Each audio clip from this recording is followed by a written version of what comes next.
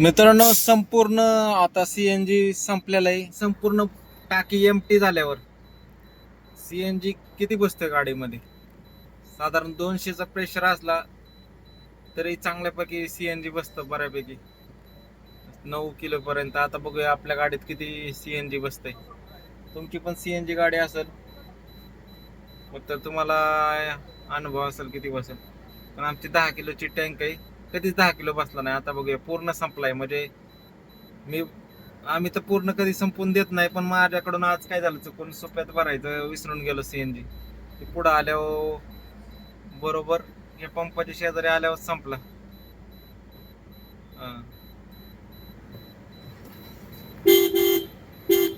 आम्ही लाईन मध्ये. अरे इकडं नॉन फिटेड आहे बघा एकदा.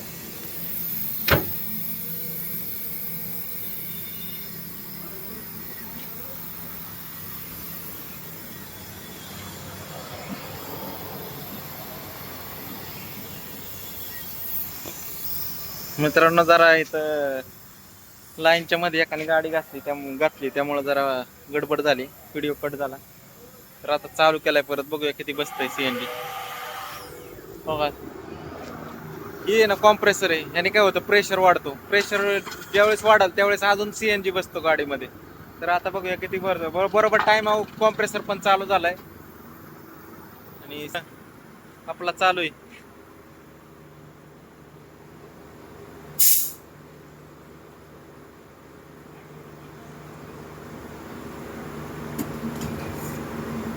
तर रेट बघू शकता, 92.50 आहे. 6 किलो. माझ्या हिशोबाने तर 10 किलो बसायला पाहिजे, 9.5 तरी बसायला पाहिजे कमीत कमी. बघूया किती बसतंय.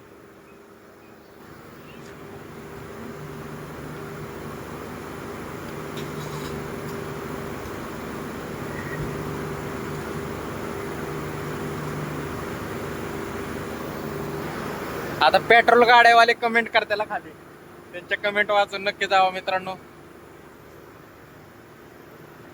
बरेच जण आहे ना आता काय करायचं, पेट्रोल गाडी घेण्यापेक्षा डिझेल गाडी घेणं स्विच करते. म्हणजे डिझेल गाडी घेणं प्रेफर करते. तुमचं काय मत आहे?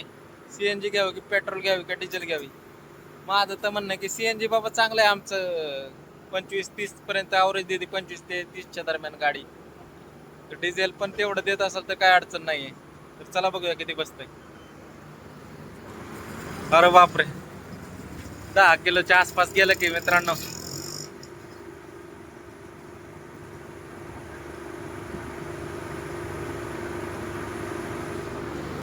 मित्रांनो, बरोबर 10 किलोच्या वर गेलं. 10 किलो बसला बरोबर. बघा, पहिल्यांदा एवढा सीएनजी बसलाय, ते पण कशामुळे? कॉम्प्रेसर आहे ना, हा टायमिंग वर चालू झाला. तर व्हिडिओ आवडला तर लाईक करा, शेअर करा, सबस्क्राईब करा. तुमच्या गाडीमध्ये मॅक्सिमम कितीच आपल्या गाडीत बसलाय?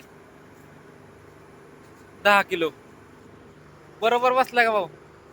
एकदम फुल झाली टाकी.